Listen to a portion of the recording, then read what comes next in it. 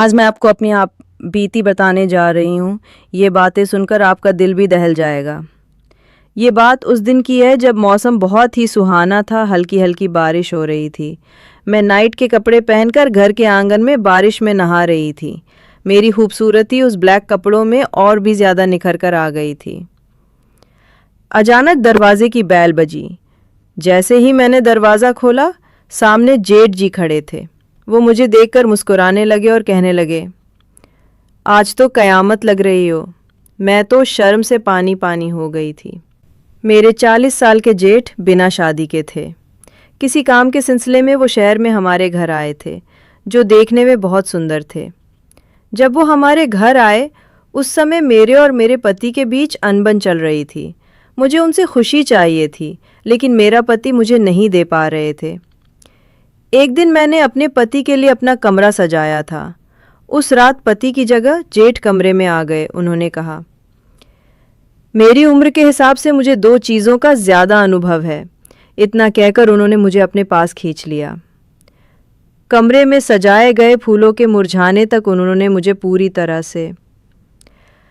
आज जब मैंने घर का दरवाज़ा खोला तो मेरे सामने मेरा पति नहीं बल्कि मेरे जेठ खड़े थे। उस समय मैं शॉर्ट नाइटी ड्रेस में थी।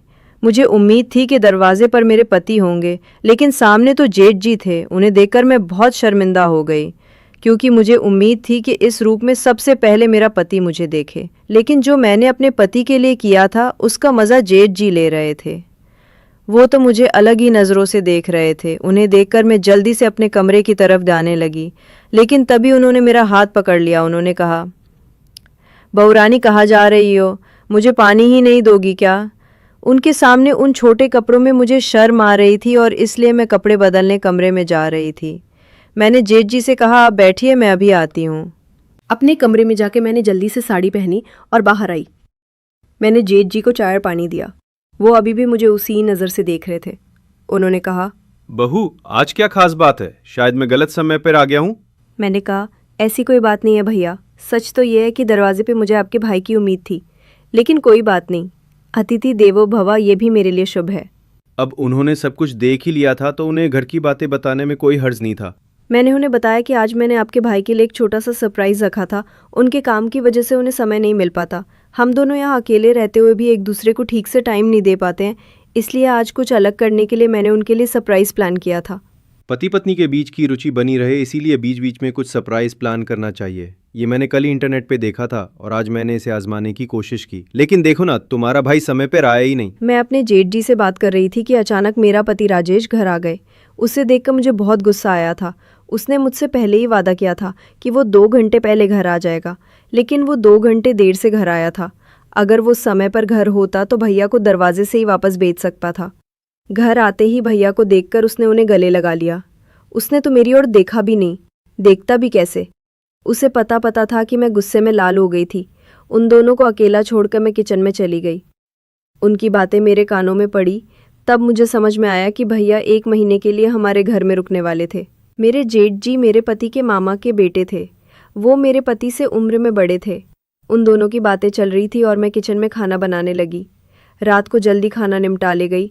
कमरे में जाते ही मेरा पारा चढ़ गया था, क्योंकि जो बेड मैन ने प्यार को बताने के लिए सजाया था, उस बिस्तर पे मेरा पति जोर जोर से खर्राटे ले रहा था। सजे हुए बिस्तर को देखकर क्या उसे इतना भी समझ नहीं आया कि मैंने बिस्तर क्यों सजाया है? उसे बीवी से ज़्यादा नींद क्यों प्यारी थी? उस समय मैं गुस्से में बिल्कुल अपने कमरे में ना जाकर बाहर हॉल में आके बैठ गई। हॉल में बैठकर मैं खुद से ही बड़बड़ा रही थी और मुझे जेठ जी का भी ध्यान में ही था। कुछ समय पहले ही जेठ जी मेरी बगल में आकर बैठ गए थे। उनकी ओर भी मेरा ध्यान नहीं गया। जब जेठ जी ने मेरा हाथ पकड़ा तो मैं एग्जैक्ट से चौंक गई थी, क्योंकि पहले ही मैं अपने विचारों में डूबी हुई थी। जेठ जी के अचानक आ जाने से मैं डर गई थी। मुझे इस तरह चौंका हुआ देखकर वो बोले, क्या हुआ? तुम यहाँ अकेली बैठकर क्यों बड़बड़ा रही हो? तब मैं उनका हाथ पकड़कर सीधा अपने कमरे की ओर ले गई। वहां मैंने उन्हें वो सजाया हुआ बिस्तर दिखाया। जेठ जी बोले, अरे, तुमने बिस्तर बहुत अच्छी तरह सजाया है। शायद उन्हें समझ नहीं आया कि मैं उन्हें क्या दिखाना चाह रही थी। मैं गुस्से में उस कमरे से बाहर आ गई। मैंने उनसे कहा, जेठ जी, मैं आपको सिर्फ सजाया हुआ बिस्तर नहीं दिखा रही थी, मैं गुस्से में क्यों हूं? लगता है आपको समझ में नहीं आया। तब जेठ जी बोले, तुम्हारे चेहरे से मुझे सब कुछ समझ में आ गया है।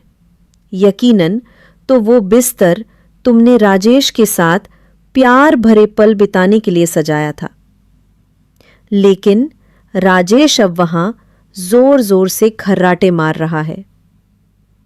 जेठ जी बोले, सच में तुम्हारी पसंद गलत निकली।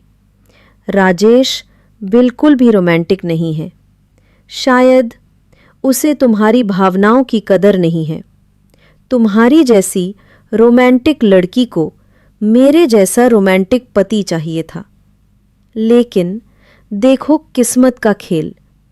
राजेश का भाग्य अच्छा है कि उसे तुम्हारी जैसी सुंदर और आकर्षक लड़की मिली है। जेठ जी ने मेरी सुंदरता की तारीफ की। ये सुनकर मैं पल भर के लिए अपना सारा गुस्सा भूल गई। मेरे चेहरे पर मुस्कान आ गई। कई महीनों से मैंने राजेश के मुंह से अपनी सुंदरता के बारे में एक भी शब्द नहीं सुना था। पता नहीं उसे क्या हो गया था। आदमी को काम में व्यस्त रहना चाहिए, लेकिन काम के अलावा भी घर में पत्नी होती है। उसे ये ध्यान रखना चाहिए कि उसका खुद का परिवार भी है। बात करते करते मैंने जेठ जी के साथ बहुत सारी बातें कर ली थी। तब जेठ जी ने मेरे कंधे पर हाथ रखा। उन्होंने कहा, तुम चिंता मत करो, अब मैं हूं ना। तुम जो भी चाहती हो वो मुझसे शेयर कर सकती हो। मैं तुम्हारे लिए समय निकाल लूंगा। मैं राजेश को भी समझा दूंगा। जेठ जी से बात करके मुझे बहुत अच्छा लगा। मेरा मन हल्का हो गया, तो मैं अपने कमरे में चली गई।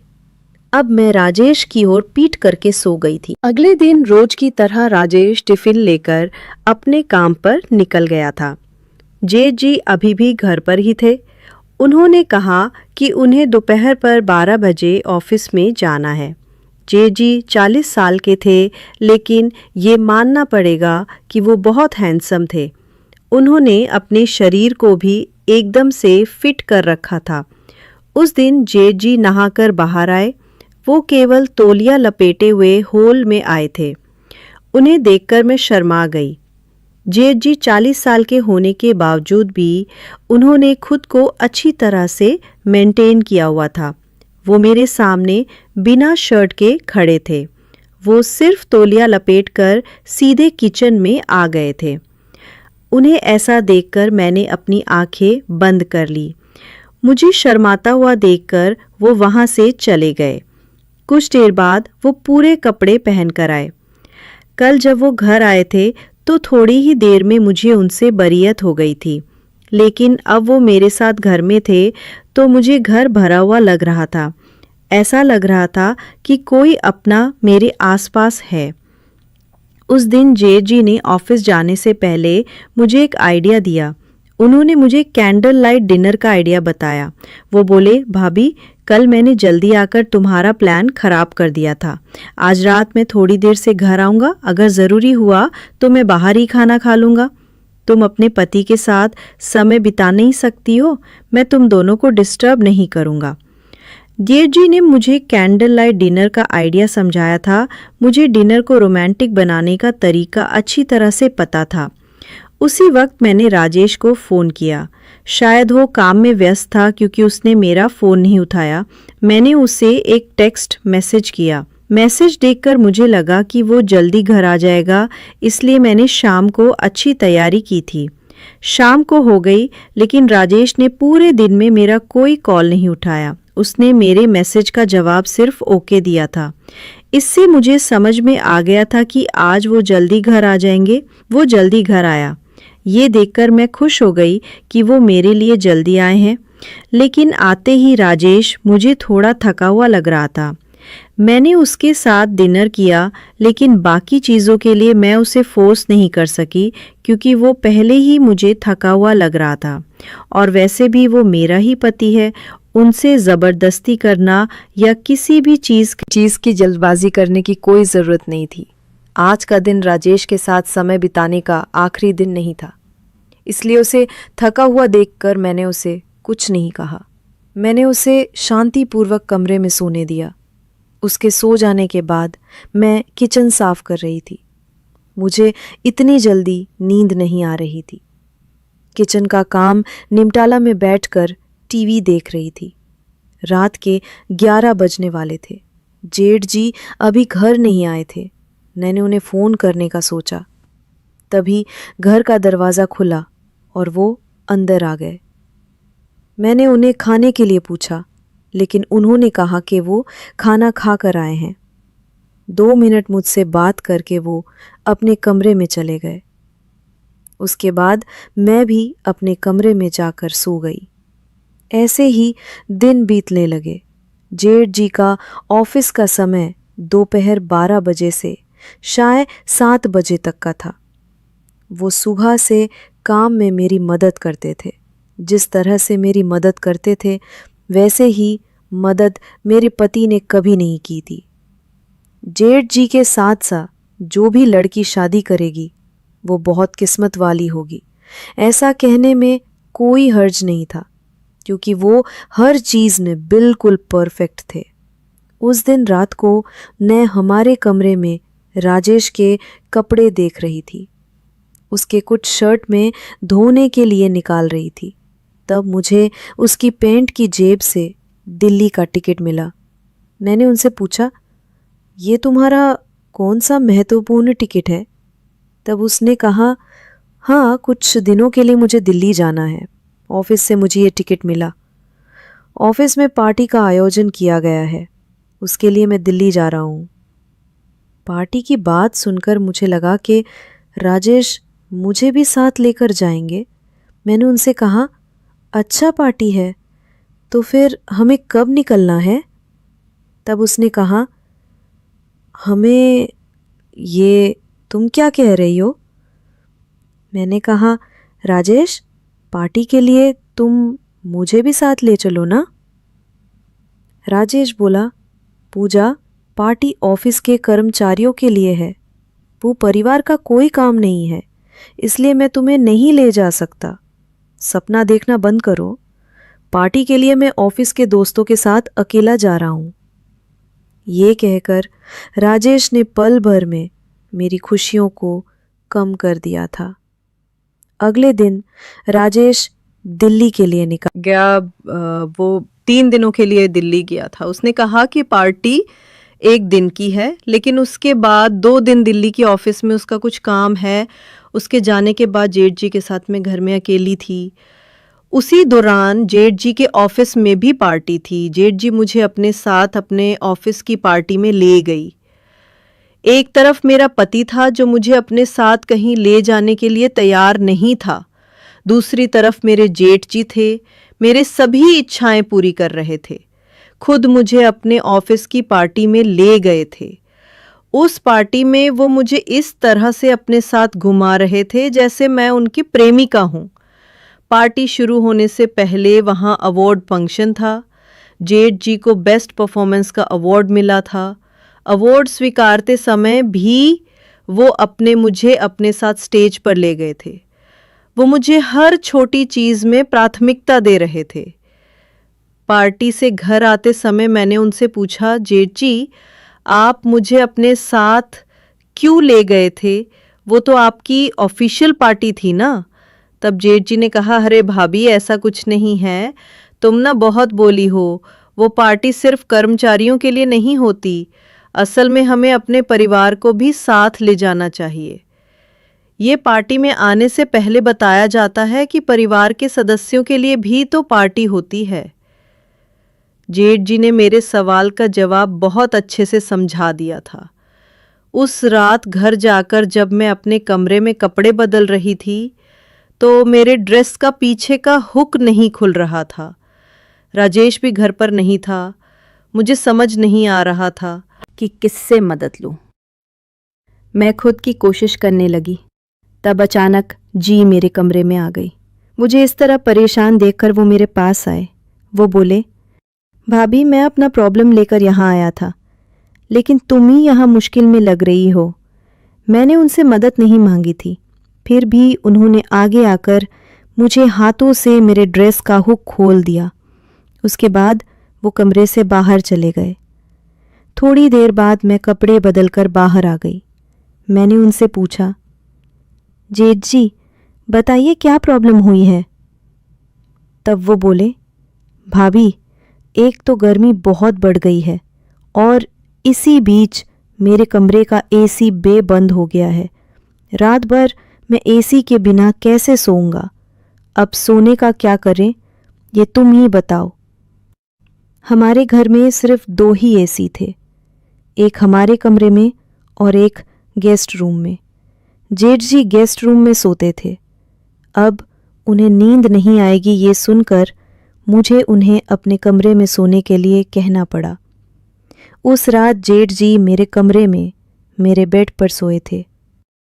राजेश की जगह आज उन्होंने ले ली थी। रात भर मुझे नींद नहीं आई। मुझे बहुत अनकंफर्टेबल महसूस हो रहा था। कुछ ही दिनों से भैया मुझे अपने साथ इतना कंफर्टेबल बना देंगे ये मुझे अंदाज़ा नहीं था। ऐसे ही अगले दिन जेठ जी की छुट्टी थी। घर का राशन भी खत्म हो गया था। मुझे खरीदने के लिए बाहर जाना था। राजेश बाहर जाने से पहले मुझे पैसे देकर नहीं गया था। जब मैंने खाना बनाने का सोचा तो राशन में एक चीज़ थी तो दूसरी खत्म हो गई थी। मेरे पास भी कुछ पैसे नहीं बचे थे। मैंने राजेश को फ़ोन करना शुरू किया। तभी जेठ जी ने मुझे रोक दिया। उन्होंने कहा, भाभी अब मैं भी इस घर का सदस्य हूँ। इस महीने का राशन मैं भर दूंगा।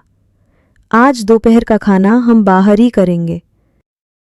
मैंने जेठ जी को सहमति दी। फिर तैयार होकर कुछ समय बाद हम बाहर जाने लगे। सबसे पहले जेठ जी मुझे होटल में खाने के लिए लेकर गए। खाना खाकर हम मॉल में खरीदारी करने के लिए गए। मॉल में जो भी चीज़ मुझे पसंद आई जेठ जी ने मुझे दिला दी। राशन के अलावा मैंने अपने लिए बहुत सारी खरीदारी की थी और सारे पैसे राजेश जी ने चुकाए थे। राजेश तो हम हमेशा मेरे पीछे चिल्लाता था। राशन के अलावा एक भी चीज़ अगर मैंने ज़्यादा ली तो वो तुरंत मेरे पीछे खर्चे का रोने लगता था। लेकिन जेठ जी ने मुझे एक शब्द भी नहीं कहा था। मुझे जो जो चाहिए था उन्होंने वो दिला दिया था। उनके व्यवहार से कभी कभी ऐसा लगता था जैसे वो मेरा दिल जीतने की कोशिश कर रही हो। उस दिन रात को मैंने मॉल से खरीदा हुआ नाइटी ड्रेस पहना हुआ था। मुझे उस ड्रेस में देखकर जेठ जी मेरी तरफ देखते ही रह गए। उन्होंने कहा, भाभी तुम तो बहुत सुंदर लग रही हो। उस रात भी वो मेरे साथ ही मेरे कमरे में सोए थे। आधी रात को अनजाने में मैंने उनकी तरफ खिसक कर अपने गले लगा लिया। सुबह जब मेरी आँख खुली तो मैं उनके बेहद करीब थी। मैं तुरंत जेठ जी से दूर हो गई। उठकर मैं अपने काम में लग गई। आज भी जेठ जी ने छुट्टी ली थी। सुबह नाश्ता करने के बाद किचन में बर्तन साफ करने लगी, तभी अचानक जेठ जी मेरे पीछे आ गए। मेरे हाथ में साबुन का झाग था। जेठ जी ने अचानक मेरे पेट में चुटकी काटी। उनके स्पर्श से मैं काँप गई थी। तभी मेरा संतुलन बिगड़ गया और मैं जेठ जी के ऊपर गिर गई। किचन में हम दोनों एक दूसरे के बेहद करीब थे। मेरे हाथ का झाग जेठ जी के चेहरे पर लग गया था। ये देखकर मैं हंसने लग गई थी। मुझे हंसता हुआ देखा तो जेठ जी मुझे प्रेम भरी नज़रों से देखने लगे। उनकी नज़रों में भी बहुत प्यार था। वो कुछ बोल नहीं पा रहे थे। ये देखकर मैंने हंसना बंद कर दिया। उनसे दूर होते ही मैंने उनसे पूछा, आपने क्यों चुटकी काटी? तब उन्होंने कहा, भाभी मैंने तुम्हारे पेट पर लाल चींटी देखी थी, उसे ही हटा रहा था। बात करते करते जेठ जी ने मेरा हाथ का झाग अपने चेहरे पर लगा दिया। फिर हमारी मस्ती शुरू हो गई। मस्ती करते करते उन्होंने मुझे पीछे से ज़ोर से गले लगा लिया। धीरे धीरे वो अपनी मर्यादा भूलने लगे। हमारे बीच कुछ गलत होने से पहले हम दोनों एक दूसरे से दूर हो गए। उस दिन पूरा दिन मेरे दिमाग में रज़ी का ख्याल चलता रहा। वो मेरे बहुत करीब आ गए थे। उनकी आंखों में मुझे अपने लिए प्यार दिख रहा था। वो वैसे भी राजेश मुझे नज़रअंदाज करता था। घर में मौजूद दूसरा आदमी तो कम से कम मेरी देखभाल और परवाह कर रहा था। भाई साहब को क्या चाहिए था मुझे अब समझ आ गया था। पिछले कुछ दिनों से राजेश से जिस सुख की उम्मीद लगाए बैठी थी वो सुख शायद मुझे जेठ जी से मिलने वाला था। राजेश से उम्र में बड़े थे, राजेश से ज़्यादा स्मार्ट और दिखने में भी अच्छे थे। निश्चय ही वो दो बातें अच्छे से जानते होंगे कि किसी औरत को कैसे खुश रखना होगा। रात को भी राजेश के घर आने की संभावना थी, लेकिन वो रात को 9 बजे घर आ गया। सोने से पहले मैंने दूसरा नाइटी ड्रेस पहना था। राजेश ने वो ड्रेस मेरे ऊपर देखा, फौरन मुझसे पूछा, 2 दिन में ये ड्रेस कहाँ से आई? मैंने उसे ये नहीं बताया था कि वो ड्रेस जेठ जी ने मुझे दिलाया है। मैंने कहा, मेरे पास थोड़े पैसे थे, उनसे मैंने ड्रेस खरीद लिया। राजेश मुझे शक भरी नज़रों से देखने लगा, लेकिन अब मुझे उसकी नज़रों की ओर उसकी ज़रा भी परवाह नहीं थी, क्योंकि जिस व्यक्ति को अपनी पत्नी की परवाह नहीं है, उस व्यक्ति के बारे में मैं सोचकर क्या कर सकती हूँ। मेरी परवाह जेठ जी को थी, मेरी भावनाओं का सम्मान करते थे। मुझे ये समझ में आ गया था कि वो ही मुझे फूल की तरह संभाल कर रख सकते हैं। अब इस फूल की खुशबू उसकी देखभाल करने वाले मालिक के आसपास दिखनी चाहिए। ये मुझे समझ अच्छी तरह से आ गया था। उस दिन मैं राजेश से थोड़ी दूर थी। अगले दिन राजेश और जेठ जी अपने अपने समय पर ऑफिस के लिए निकल गए। आज भी किचन में काम करते समय पर मेरे दिमाग में जेठ जी का ख्याल आ रहे थे कि जेठ जी के पास जाकर मैं राजेश को धोखा दूंगी। ऐसा मुझे लग रहा था। उस समय मैंने दोनों की परीक्षा लेने का फैसला किया। मैंने जेठ जी और राजेश को एक संदेश भेजा कि मेरी तबीयत बहुत ज़्यादा ख़राब हो गई है। मैंने घर का दरवाज़ा खुला छोड़ दिया और मैं अपने कमरे में चली गई। संदेश भेजने के 20 मिनट बाद शेर जी घर आ गए। घर में आते ही वो मेरे कमरे में आए। मेरे पास आकर वो मेरी हालत चेक करने लगे। उनके चेहरे पर मेरे लिए चिंता साफ दिखाई दे रही थी। वो मुझे चेक कर रहे थे, तभी मैं हंस पड़ी। मेरा हंसना देखकर जेठ जी बोले, भाभी तुम भी क्या मजाक कर रही हो? तुम्हारी तबीयत खराब हो गई है? ये संदेश पढ़कर मैं कितना घबरा गया था। तुम्हें क्या हुआ है? मुझे ठीक से बताओ, ये मजाक करने का समय नहीं है। तब मैंने जेठ जी का हाथ पकड़ा और उन्हें अपने पास बिठा लिया। मैंने उनसे कहा, मुझे कुछ भी नहीं हुआ है, मैं बिल्कुल ठीक हूँ। मैं तो एक छोटी सी परीक्षा ले रही थी। मैं तुम्हारे और राजेश के प्यार का अंतर देख रही थी। मेरी इस परीक्षा में आज तुम पास हो गए हो। जेठ जी ने मेरी बात समझ ली थी। धीरे धीरे हम दोनों एक दूसरे के करीब आने लगे। उनकी 40 साल की तपस्या आज समाप्त होने वाली थी। हम दोनों एक दूसरे के इतना करीब थे कि कुछ ही समय में हम अपने प्यार के पलों का आनंद लेने वाले थे। लेकिन तभी राजेश कमरे में आ गया। हमें साथ देखकर उसकी आंखें फटी की फटी रह गईं। उसने मेरे पास आकर जेठ जी को मुझसे दूर धकेल दिया। उसने मुझसे कहा, ये सब क्या चल रहा है पूजा? तुम अपने जेठ के साथ ये सब कैसे कर सकती हो? तुम्हें एक बार भी मेरा ख्याल नहीं आया? हाँ, नहीं आया मुझे तुम्हारा ख्याल। जब तुम अपनी रागिनी के साथ होते हो, तब क्या तुम्हें एक बार भी अपनी पत्नी का ख्याल आता है? मेरी तबीयत खराब हुई, ये मैसेज देखकर भी तुम घर नहीं आए। ये मुझे पता था, इसलिए मैंने जानबूझकर तुम्हें मेरा और भैया का एक साथ सेल्फी वाला फ़ोटो भेजा। मैंने तुम्हें भेजे हुए मैसेज में भी जानबूझकर लिखा था कि मैं उनके साथ रिश्ता बढ़ा रही हूँ। वैसे भी तुम शक करने में एक्सपर्ट हो, लेकिन शक तभी करना चाहिए जब आपका खुद का चरित्र साफ हो। मेरी नज़र से पीछे तुम जो कर रहे हो वो सही है, तो मेरा और जेठ जी का रिश्ता भी सही है। हम दोनों जो कुछ कर रहे हैं उसमें मुझे कुछ भी गलत नहीं लगता। पूजा, कुछ भी बकवास मत करो। कौन सी रागिनी? राजेश का नाटक शुरू हो गया था। तब मैंने उसे उसकी और उसकी प्रेमिका की तस्वीरें दिखाईं।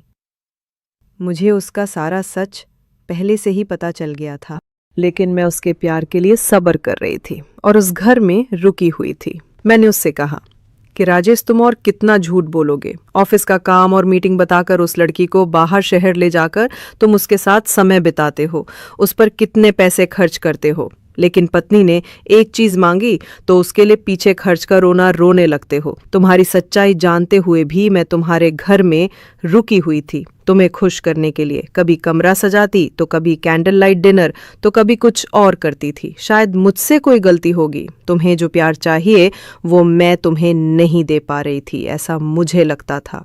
मैं खुद को दोषी मानती थी। मुझे जेठ जी ने समय पर तुम्हारा सारा सच बता दिया था। अच्छा हुआ, वरना मैं खुद को दोषी मानते हुए डिप्रेशन में चली जाती और अपने साथ कुछ बुरा कर बैठती।